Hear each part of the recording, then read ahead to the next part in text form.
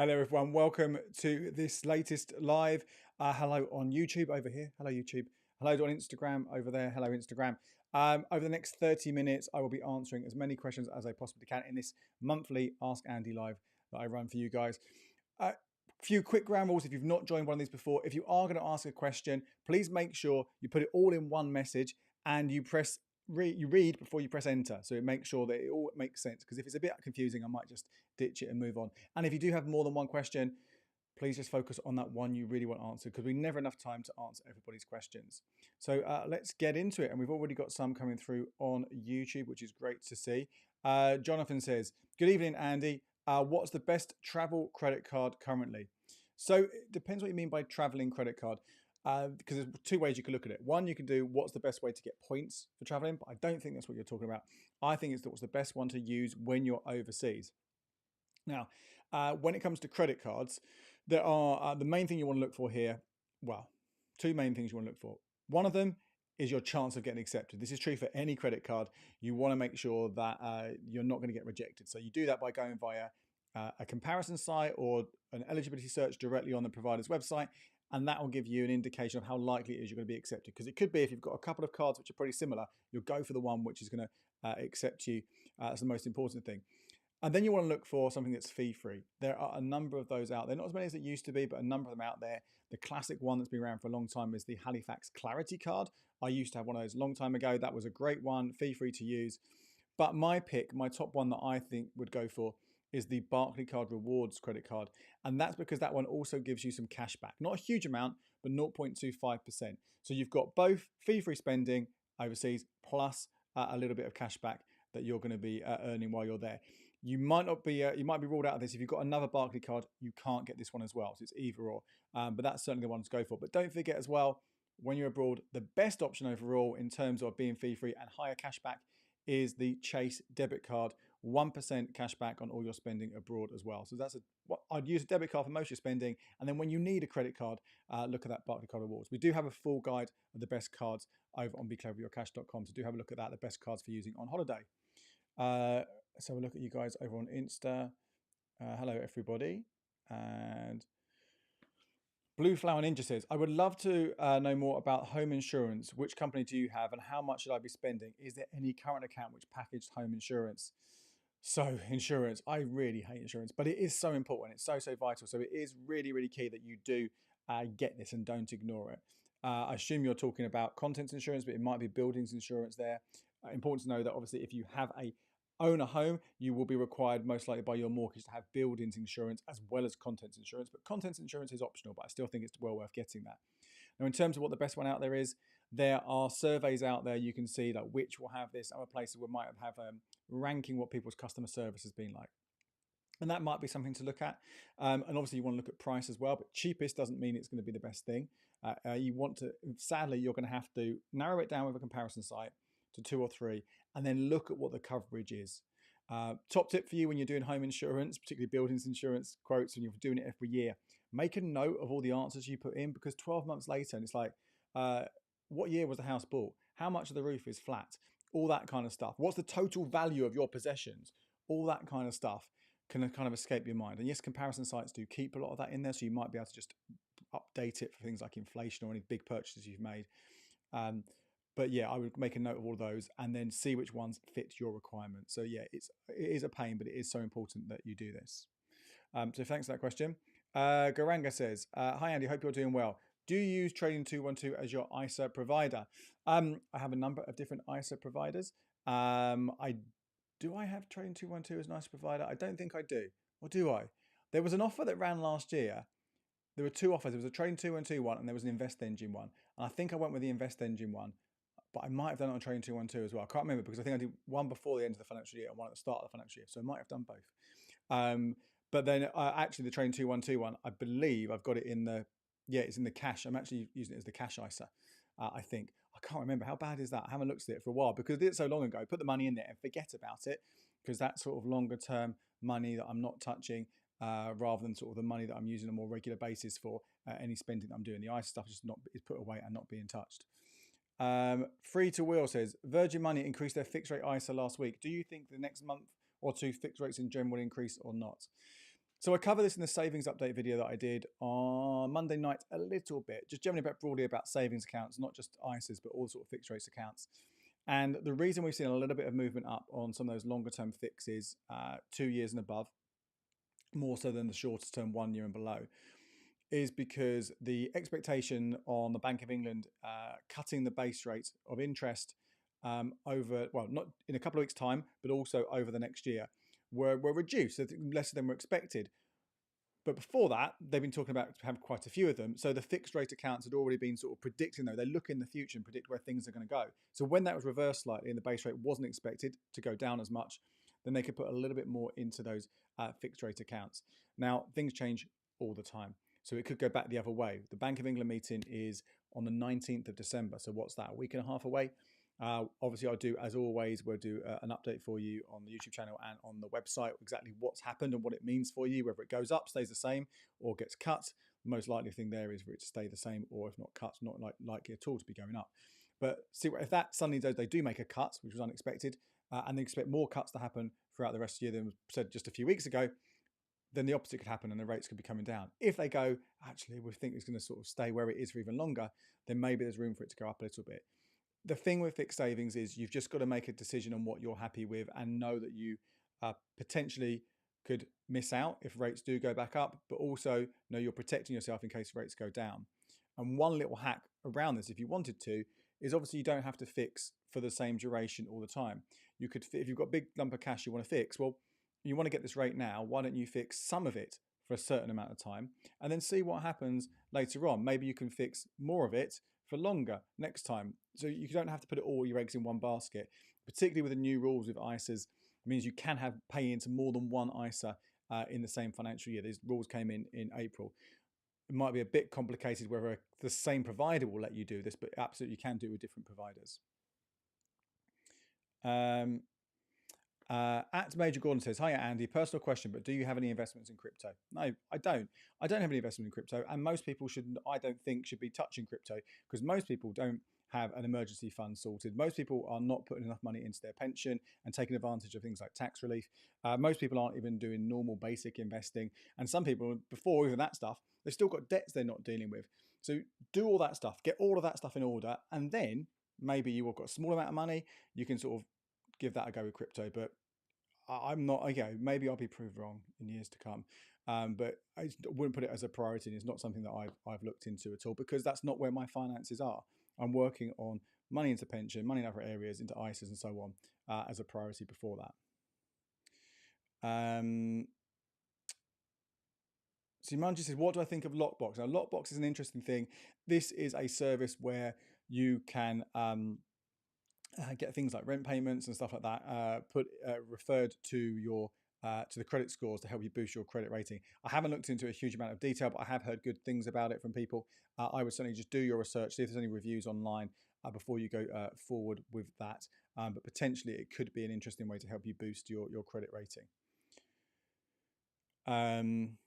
Devlin says, "Hi Andy, love your channel, need some advice. I switched from a regular NatWest account to the rewards account to get the switch incentive, £180. I did everything asked and 4 weeks later have nothing. If I complain, will I definitely get the £180?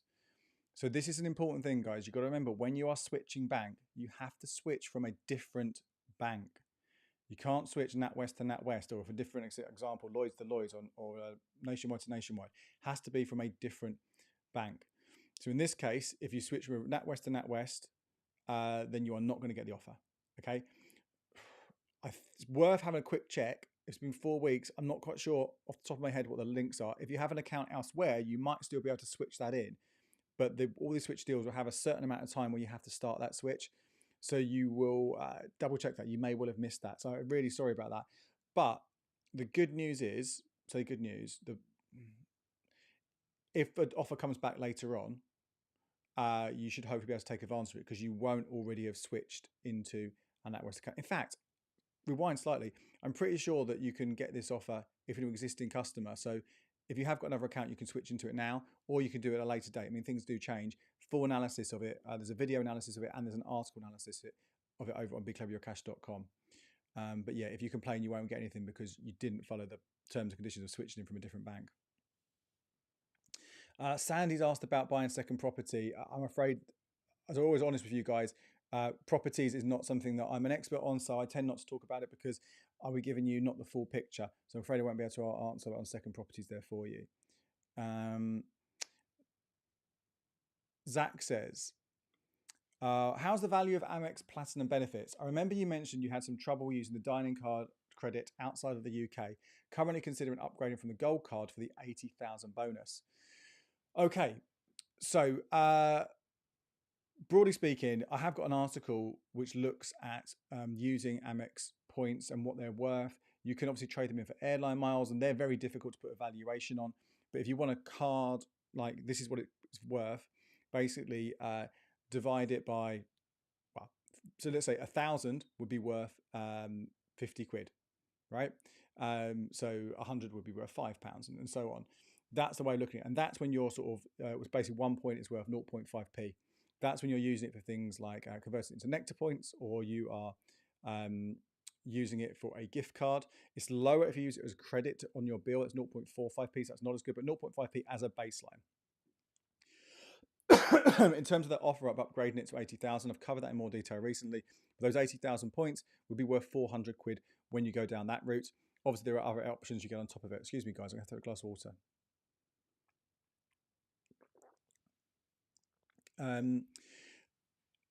Incidentally, on that offer, upgrading from the gold card to the platinum, guys, if you're not, I'm going to talk about this more and do a credit card video probably next week, but it's worth having a look. If you're an existing reward card customer or gold card customer, you might find in your account an option to get the offer by upgrading to platinum. Remember, there is a huge £650 fee that comes with it. But I had this and it doesn't work. So I've actually put a complaint into Amex because it's not letting me do it. So hopefully you don't have that problem. Maybe it's just unique to me, but if it might be a broader problem in terms of actually following that upgrade.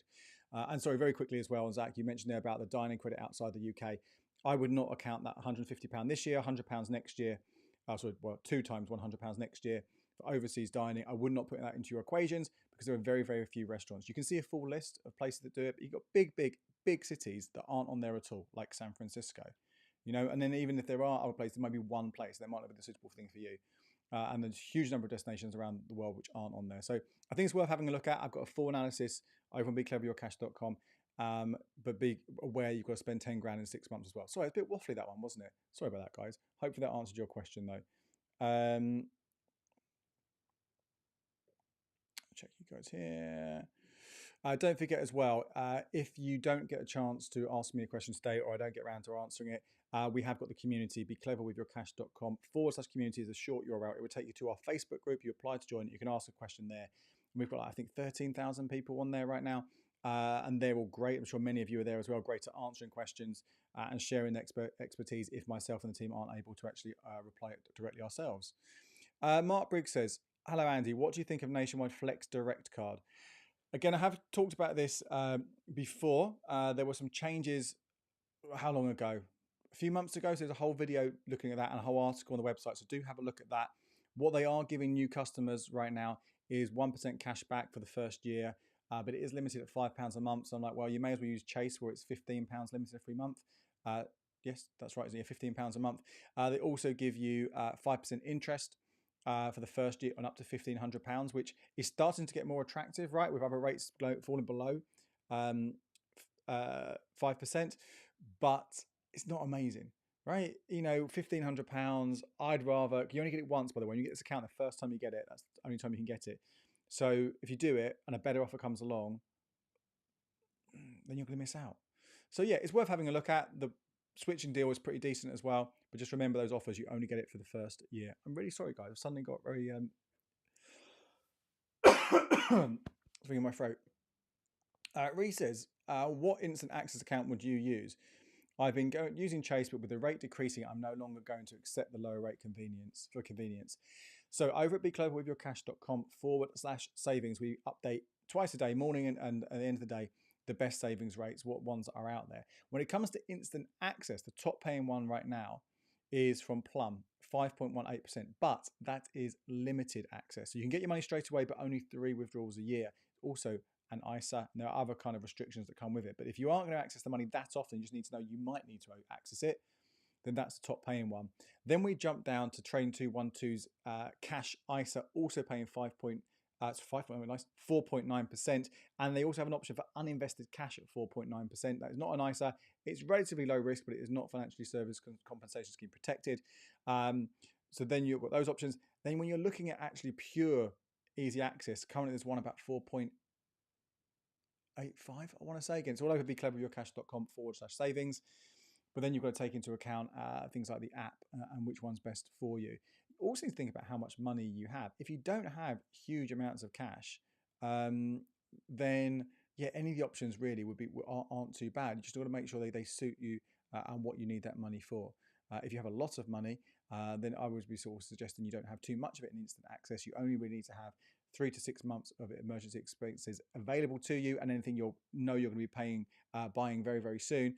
And in fact, even that 3 to 6 months doesn't all need to be easy access. You could put some of it in a notice account or a fixed account, because you're only really going to need in that instant enough money for that first month or the second month, and so on. So you could put the other stuff away potentially for a fixed rate or a higher rate. Michael says, are you aware of any websites where you buy gift cards for discounts and sell unwanted gift cards? I'm signed up with Cards to Cash and Card Yard. Yeah, years ago there used to be one called Zeek, which was really good. And I used to use it all the time. And this is before we even could get the discounted gift cards from the cashback sites. But the problems with, and that went bust because not enough people were using it. These other ones, I've looked at Card Yard in the past. I've not used Cards to Cash. The problem always was there weren't very many on there. That might have changed. But I personally would be, buying them. I'd be looking at getting the discounted gift cards from the cashback sites, which we covered in detail before. So whether that's Hyperjar, Cheddar, Top gift cards, they're probably better ones for you. For selling, maybe it's worth a look, but ideally that's only if you're given one that you wouldn't buy one to sell it and think of it money making, because you're doing very, very small margins that you'll be looking at. Let's just check on here. Okay. EB says, hi Andy, I'm a bit confused. Should I get a lifetime ISA even though I have a private pension? I'm currently 38 years old. I'm not sure if I should or not. So lifetime ISAs, there are 2 reasons why you might want a lifetime ISA. One of them is for buying your first property. Now, if you are under the age of 40, because that's how old you, the cutoff age for getting one in the first place, and you haven't bought a house yet, and you're likely to buy a house under the current £450,000 limit, which is fine for most of the UK, might be a problem in the southeast. If that situation, then they're well worth looking at, because you get a 25% bonus, up to £1,000 bonus every year towards your property, which is great. The problem is if you then don't buy a property, or the valuation of it is too much, then you can't access that money penalty free until you hit 60, which is the other reason to get it, saving for your retirement. Now, they are good for the retirement if you are not in a workplace pension, because you get that 25% bonus. If you're in a workplace pension, or a private pension as well, actually, you still can get tax relief. And tax relief, if you're a basic rate taxpayer, it's the same. The 25% bonus on a lifetime ISA is the same as a 20% tax relief on a pension contribution. I know the numbers are different, but one's been added and one's been taken off. And when you see it written out, it's exactly the same. So a good example here is £80. Put £80 into a lifetime ISA, 25% of that is 20 quid, gives you 100 quid. Put 100 quid into a private pension and get 20% tax relief. That takes off £20, means 80 quid. So both of them have cost you 80 quid to have £100 in your pension. So they're exactly the same there. Where a private pension or workplace pension will have a benefit is if you're a higher rate taxpayer, because then you can get 40% tax relief. So you get a little bit more on top of that as well. So there are obviously maybe some other flexibilities that might come with that, but broadly speaking, if you're working, workplace pension, private pension, a much, much better option for you than the lifetime ISA, because you're going to get the same amount of free money. Jerry says, is it too late to start a switch to Lloyd's, which closes tomorrow? No, you've got until it ends on the 10th of December. I'm not sure what time it is. Have a look on the website to see it, but absolutely, I'll do it tonight if you can. If you're eligible for it or meet all the criteria, well worth doing that. Tamid says, how long will we be streaming for? We're here until 7:30, so we can answer your questions until then. Lofi says, hi Andy, I switched to Co-op Bank and have not received the switch incentive within 7 days of meeting all the criteria. Okay, so I would get in touch with them, double check you have met or you have done everything you need to do, and then get in touch with their customer services and see if they can look into it. because if you are due the money, they need to give you that money. Potentially, you might, if you put a complaint in, you might be able to get a little bit back on top of that as well. But yeah, so do follow up on that one. Scott says, Andy, I received an inheritance payment of £25,000 by cheque. I lodged it at my bank and they've frozen my account until I clarify where the money came from. Can they do this? Yeah. So this is the thing, if you are moving large sums of money, this is basically a couple of things. One, anti-money laundering measures, but also they want to make sure that a scammer isn't accessing your account and trying to steal your money. So you do have to upload evidence of where the money has come from. And what's also annoying is if you're then moving that money around different accounts for different rates or whatever, because sometimes the money might come in there and then you work out what to do with it. The other account you go to might want the same information. And if you bring it back in, so it can get a bit of a faff. But yeah, sadly, you will have to do that. Guys, well, oh my God, this is unheard of. We have got 10 minutes left. I've only got 3 more questions on here. So any more questions, guys, throw them in and I will do my best to answer them. Otherwise, I can just freestyle for a bit. Free to Will says, what is the best piece of financial advice you were given and who gave it to you? Oh, wow. Oh, I could probably spend 10 minutes trying to think about that one. Do you know, I don't know. I think, broadly speaking, my mum was always fantastic with, well, I got into this really was the kind of the money saving and managing the money, that kind of thing. But my mum was always very good at that, always very aware of all that stuff. So broadly, most of the things I kind of, that background of it came from her. But then as I've gone on, I've just got to learn more as I've come along. So not the best answer there. Sorry about that one. But yeah. Tom says, would you put all your pensions into one? I've already put one into my main workplace pension, but I have a police pension that I no longer put in. I'm thinking of putting them all together. So again, I'm not a pensions expert and I'm also not regulated to give sort of individual advice on that kind of thing, but I can give you some broad brush kind of principles that you need to be thinking about when you are consolidating pensions. One of the things you need to think about here is what is that pension that you want to move or pensions you want to move. If there's something that's called defined benefit, then you probably don't want to be moving these and you really need to get some financial advice from a proper financial advisor about the situation there. And defined benefit is basically your final salary or maybe career average salary. But the ones that kind of say when you retire, you will get this amount every year. They're really good. Very few places give them any more. And the police one, you never know, that could well be a defined benefit one.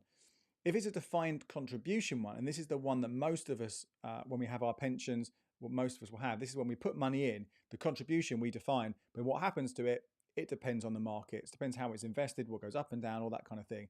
And those ones can be quite good potentially to consolidate because it just makes the admin less, right? So you've got them together in a few places, put them all in one place, you know what's going on, you can keep an eye on it and you can make sure it's performing as you want to.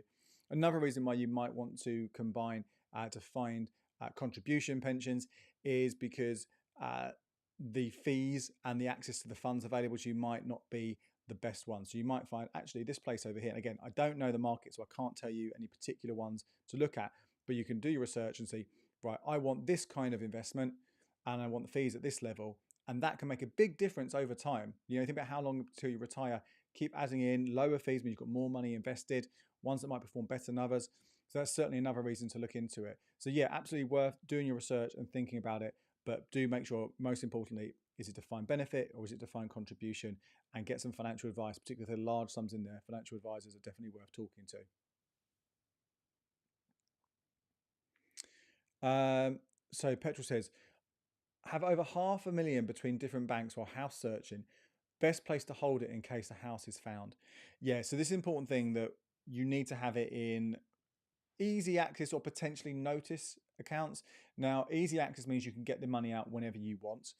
A notice account means you have to say, right, actually, I want the money in X amount of days. And most of these are 30, 60, 90, 120 days, but some of them can be as short as 7 days. And potentially, if the rate is good enough, you might get a little bit more money for that on return, but it's not going to be too much. So there's certainly the things to most important things to think about there. The other thing you need to think about is your money protected? Now, each bank will, it's called a financial institution, they say, right? Because sometimes banks share a banking license, so they are the same financial institution. Sometimes they are part of the same company but have their own separate banking financial licenses. But each bank will give you protection of up to £85,000. And that's probably why you've shared it around a number of different places, isn't it? Because you want to want more than 85k in each one. So that's another thing important to think about there. You want to make sure it is spread around, which is a bit of faff, but spread around in different easy access, different notice accounts. There is a caveat here. Now, if that money has come in because you've sold a house recently and then looking to buy, then there is a temporary increase to the amount there. So you might actually be able to have it all in a single place. If that isn't the case, and you do want to put it all together and you don't mind necessarily getting a slightly lower rate, then NSNI, National Savings and Investments, will allow up to £1 million in their savings bonds. And I think the rate right now is 3.75. There are a couple of different options there, but again, they're easy access and you don't have to worry about the protection. And the rate's not too bad if it's just for a short amount of time. Okay, so then we have loads more questions now. I asked for the questions and you give me them, which is great. Where were we? So this one's not a question so much. Basically, P. Daneful says, who else is using Trading 212 Cash ISA? Do you like the fact that they calculate and show your interest daily? I love it. I mean, it's a great little feature, but it's worth saying that it makes no difference getting interest calculated and paid daily, because AER, the rate, stands for annual equivalent rate. So Trading 212 offering a 4.9% AER would be exactly the same as another account paying 4.9 AER, which paid the interest annually. That AER means it is the equivalent rate. You can compare the two. So yeah, don't get caught up on that. If you're using it and you like looking at it, it's fine, but it won't make any difference to how much you're actually going to earn. Jim says, what's the easiest or best direct debits to use for a transfer? Are small direct debits that you can set up a good idea? Any thoughts? So this is for bank switching. Jim's talking about, I have got a whole video and article looking at direct debits purely for bank switching. So do check that out. And there are a number of ones on there which I've suggested, which you can set up quite quickly as well. And that can be quite important if you need to get them through and active on the old account before the switch comes about. So do check out those. I personally don't see the point in paying as another person, even if it's 50p or a pound, a direct debit for these offers, because you can do it yourself. Maybe if you really can't, they're worth considering, but generally not for me. Simon's can't answer that. Sorry, Simon's asked about endowment policies. Probably not one for me to be discussing at the moment, Simon. Sorry about that. Michael said, hi, Andy. What are your thoughts on Starling removing the interest on current and saving pots? Should I stay or move elsewhere? So yeah, I covered this in the savings update on Monday. Yeah, it is a sad change that they've made. Yes, they've given a 4% saver over here, but by doing that, they've taken away that 3.5% interest on your pots, even though it's up to a certain amount. There aren't really any other options that do this. Crew is the only one that does. I think it's 3.45 at the moment that is offering. Or was it less? I can't remember. I've got it listed on the becleveryourcash.com/savings. So you could do that and gain that, but I think you'd lose out on the other things, that the ease of use of Starling and so on. So sadly, there isn't really, I don't think, a viable alternative to it right now. We'll see what happens. If there is one, I will obviously let you know.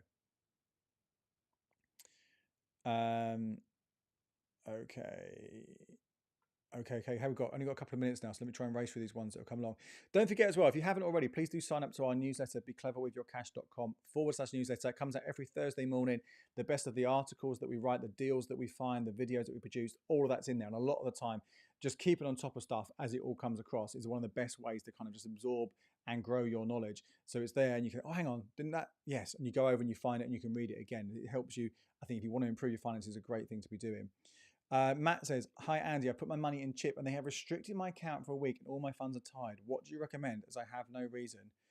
I mean, absolutely get in touch, try and find out what is going on there.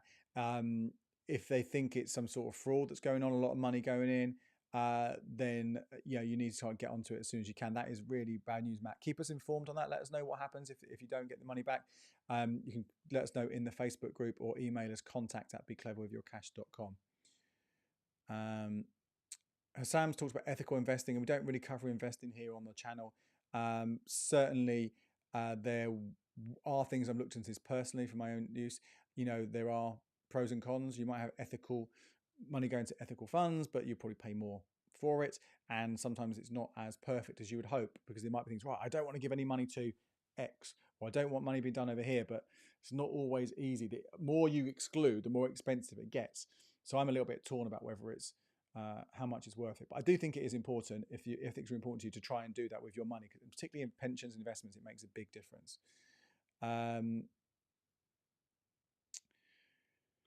Marcel says, do I have to pay tax on £100,000 inheritance, which is in my savings account? So forget where it's sitting. That will come down to the estate. Again, I'm not an expert on inheritance tax and what the rules are there. It depends who it came from and how it got to you, how much of it you will be due there. But that's the estate. The whole estate will work out what is due from that. So there might be other beneficiaries as well. Broadly speaking, it's about everyone rather than you as an individual. It's about everyone. The total size of that estate was passed on and how it was passed on. Okay, try and do one or two more, then I'm going to have to dash off, guys. Okay, I don't do pensions a lot, but this is a good question here. Ty Billy Boy says, I'm in a defined benefit pension. The company puts in over 3 times what I contribute. Is that normal for companies to do? Yeah, I mean, defined benefit ones work in a weird way as well. They are putting more money into it because although what you get isn't based on the growth in the investments, the money they put in is being invested, and they are obviously trying to grow it as much as they can. So I guess they're putting money in there to make sure that the money is going to be there in the future to be able to fund your pot. I would say no, defined contribution one is always worth trying to match contributions. If they say they'll pay 8%, you're only paying 5%, you're missing out on 3% of your salary as free money. So you can, if you can afford it, you up it to 8%, they'd increase it from 5 to 8% because it's about matching. It's more free money going towards your pension later on. Daniel says, it's a good one to end on. I've just cancelled my Sky TV. Is Now TV a good, cheaper option? Yes, with caveats. So Now TV is a streaming service where you get the majority of those Sky channels. So basically we're talking about Sky Atlantic, Sky Max, Sky Comedy, those kind of ones. If you're not fussed about those kind of channels and you're mainly using Sky for the likes of BBC, Channel 4, Dave, you can just get them for free, right? So you don't need to pay at all. So that's the first thing. Then if you do really want those other streaming channels, then Now is pretty good. But I wouldn't necessarily get all of them. So you've got Sky Entertainment, so Now Entertainment and Now Cinema and Now Sports, Sky Sports. All of them together gets quite expensive. So it's about picking and mixing, right? And just maybe going for one, then the other.